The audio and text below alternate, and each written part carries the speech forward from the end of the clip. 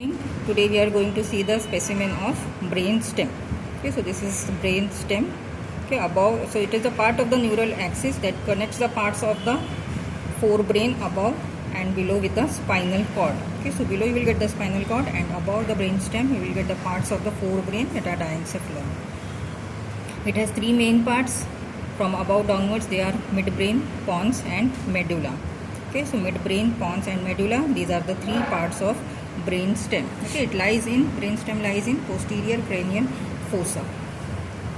Now we'll see one by one. So first we will see the medulla oblongata. Okay, so this is medulla oblongata. Now medulla oblongata, it extends as a continuation of the spinal cord from below through the foramen magnum at an imaginary horizontal plane, passing through the just above the emergence of the first cervical nerve. Okay, and above it is continuous with the pons at the pontomedullary junction. So this is pontomedullary junction above, and below it continues as the spinal cord. Now anteriorly it lies on the clevus that is formed by the basiocciput and the basisphenoid bones, and posteriorly it is separated from the cerebellum by the cavity of the fourth ventricle. Okay, so this is the cavity of the fourth ventricle.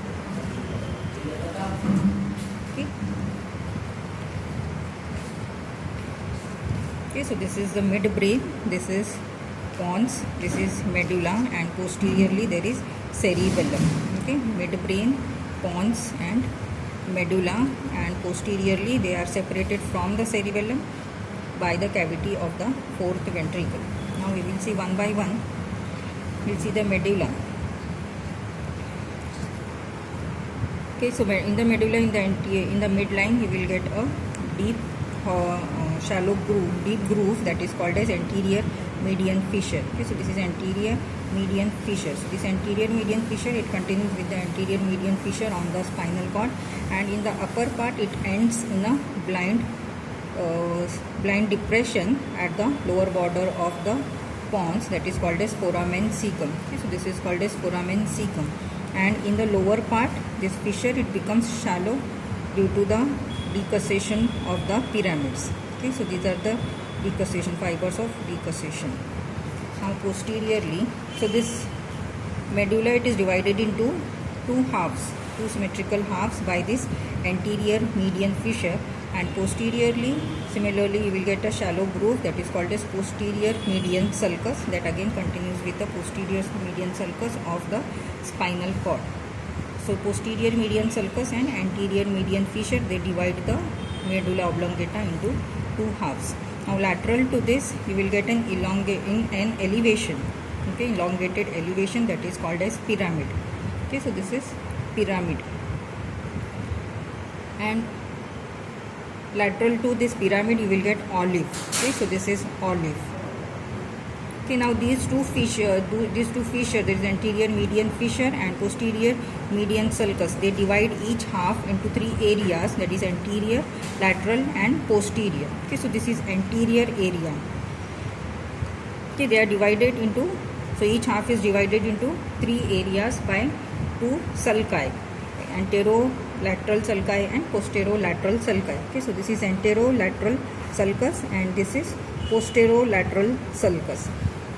Okay, now lateral to the anterior median fissure there is an elevation, that is pyramid, that lies between the anterior median fissure and anterolateral sulcus. Okay, so this is anterolateral sulcus, and the rootlets of hypoglossal nerve, they emerge from this sulcus, anterolateral sulcus. Okay, so this is anterior median fissure, then laterally you will get the pyramid, lateral to this there is anterolateral sulcus from which rootlets of the hypoglossal nerve emerges. Now lateral to this anterolateral sulcus, again there is an elongated oval shaped elevation is there, that is called as olive. Okay, so this is olive that overlies the inferior olivary nucleus. Now lateral to the olive you will get again the posterolateral sulcus. Okay, so this is the posterolateral sulcus, So 3 nerves arise from this posterolateral sulcus from above downwards. They are glossopharyngeal nerve, then rootlets of vagus nerve, and cranial part of accessory nerve. Okay, so these 3 nerves, they arise from the posterolateral sulcus. Okay, so this in the midline you will get the anterior median fissure. Lateral to this there is pyramid, then lateral to this anterolateral sulcus is there, from which rootlets of the hypoglossal nerve emerges. Lateral to this you will get the olive that overlies the inferior olivary nucleus. Then lateral to this there is posterolateral sulcus, that from where there is emergence of the 3 nerves from above downwards. They are glossopharyngeal nerve, vagus nerve, and cranial part of the accessory nerve. Okay, so this is the anterior or ventral part of the medulla oblongata. Now we will see the posterior part. Now again, in the posterior part you will get the posterior median sulcus.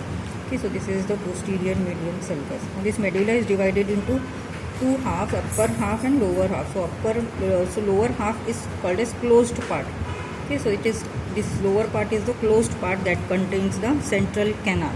Okay, so this is the central canal that continues with the central canal of the spinal cord. Then upper open part. So this is the upper open part. Okay, that is formed by the lower part of the fourth cavity of the fourth ventricle, or floor of the fourth ventricle. So this part is the upper open part, and below this is the lower closed part that contains the central canal.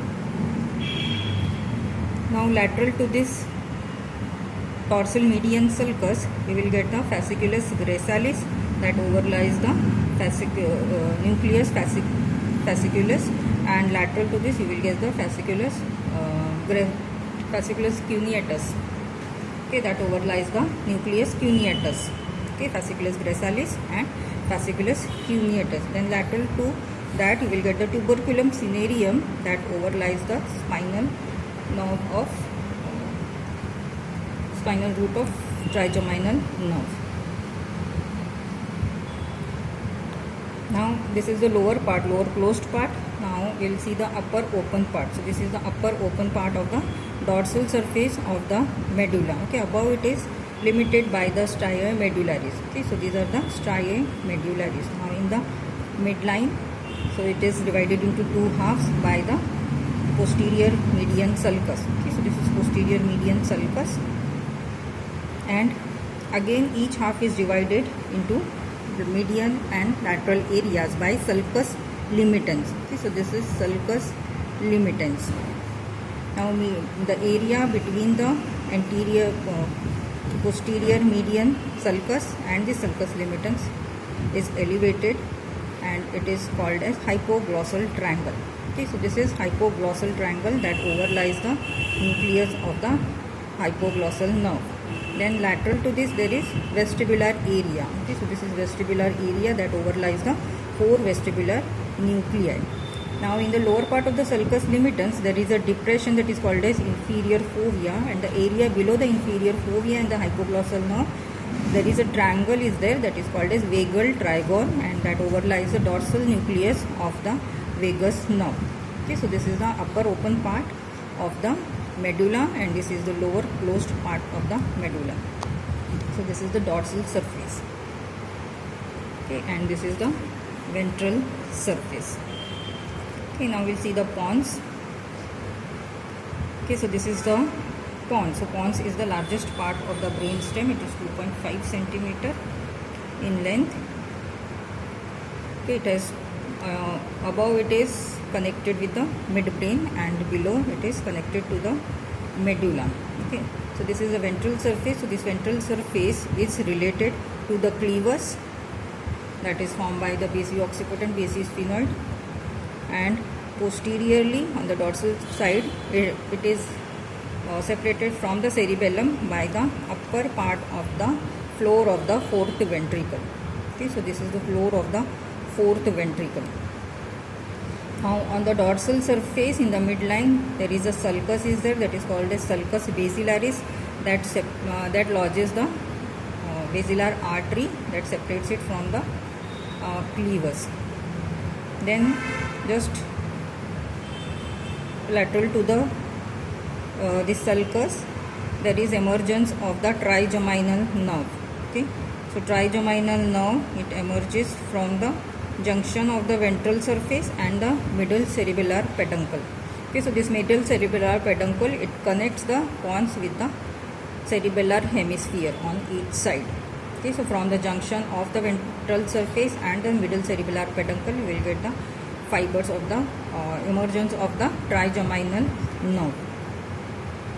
Now on close inspection on the ventral surface, you can see the striations running horizontally. So these are the pontocerebellar fibers. Okay, pontocerebellar fiber that runs transversely from the pons to the into the cerebellum. Okay, so this is the ventral surface of the pons. Below it is separated from the medulla by the pontomedullary junction. Okay, so this is pontomedullary junction, and it gives attachment to 3 nerves from medial to lateral. Okay, so first medially there is abducent nerve. Okay, so these are the fibers of the abducent nerve that arises from the junction of the upper end of the pyramid and the lower border of the pons. Then lateral to this there is emergence of the facial nerve. Okay, so these are the fibers of the facial nerve that arises from the junction of the upper end of the olive and the lower border of the pons. Then lateral to this we will get the vestibulocochlear nerve. Okay, vestibulocochlear nerve. So these 3 nerves, they arise from the pontomedullary junction. Okay, so this is pontomedullary junction, that is a junction between the lower border of the pons and the upper part of the medulla. Now this is pontocerebellar angle. Okay, this is pontocerebellar angle, that is the peripheral ends of this pontomedullary junction, and this pontocerebellar angle is the junction of these 3 parts, that is pons, medulla and cerebellum. Okay, so this is pontocerebellar angle, and this is pontomedullary junction that gives attachment to 3 nerves from medial to lateral. They are abducent, facial and vestibulocochlear nerve. So this is the ventral surface of the pons. Then on the dorsal surface, it forms the upper part of the or upper half of the floor of the 4th ventricle. Okay, now in the midline you will get the dorsal median sulcus. Okay, so this is posterior median sulcus, and again each half is divided by sulcus limitans into median and lateral area. Now in the on the median area we will get a rounded elevation. Okay, rounded elevation, that is called as facial colliculus. Okay, facial colliculus, that is produced due to the nucleus of the abducent nerve and the internal genu of the motor fibers of the facial nerve. Then lateral to this there is vestibular area. So this vestibular area overlies the vestibular nucleus. Okay, so these are the important structures in the posterior or dorsal surface of the pons that forms the upper part of the or upper half of the floor of the 4th ventricle above this stria medullaris. Okay, so these are the stria medullaris. Now we will see the midbrain. Okay, so midbrain, it connects the forebrain with the hindbrain. Okay, so this is the midbrain that is present above the pons. Okay, now this midbrain is the shortest segment of the brain stem, and it consists of pair of cerebral peduncles, crus cerebri. Okay, so these are the crus cerebri. It contains a pair of crus cerebri. Okay, that extends from the cranial border of the pons, and they run into the cerebral cortex, behind the cerebral cortex. Now these cerebral crus cerebri, they form the lateral boundaries of the interpeduncular fossa. So this is the interpeduncular fossa between these 2 crus cerebri. Okay, so anteriorly this interpeduncular fossa is bounded by optic chiasma, and on the anterolateral side it is bounded by the optic tract, and posterolaterally it is bounded by the crus cerebri, and posteriorly by the border of the cranial border of the pons.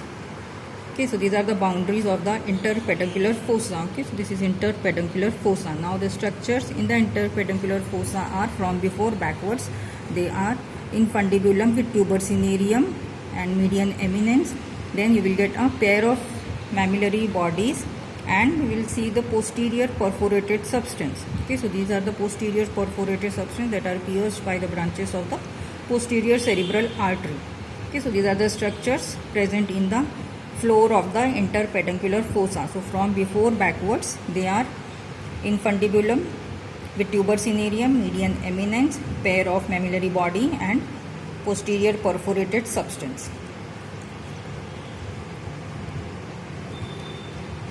Now on the posterior or dorsal surface, you will get the 4 rounded elevations are there. Okay, so these are the 4 rounded elevations. So above there is pair of superior colliculi, and below this is inferior colliculi.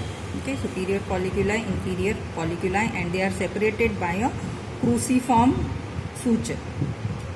Cruciform sulcus. So this is the cruciform sulcus that is separating these 4 elevations. Okay, now the superior colliculi and inferior colliculi. So superior colliculi is associated with the visual sensations, and inferior colliculi is associated with the auditory reflexes, and the superior colliculi is attached to the is connected with the lateral geniculate body through the superior brachium, and inferior colliculi is attached with the medial geniculate body through the inferior brachium. Okay, so this is inferior brachium. Okay, so this is the dorsal surface of the midbrain. So here you will get the 2 pairs of colliculi, superior colliculi and inferior colliculi, and on the anterior or ventral surface you will get a pair of crus cerebri, and between there you will get the interpeduncular fossa. Okay, so this is a brain stem consisting of the medulla, pons and midbrain, and these are the middle cerebellar peduncles. Okay, middle cerebellar peduncles that connects the pons with the cerebellum. Okay, thank you.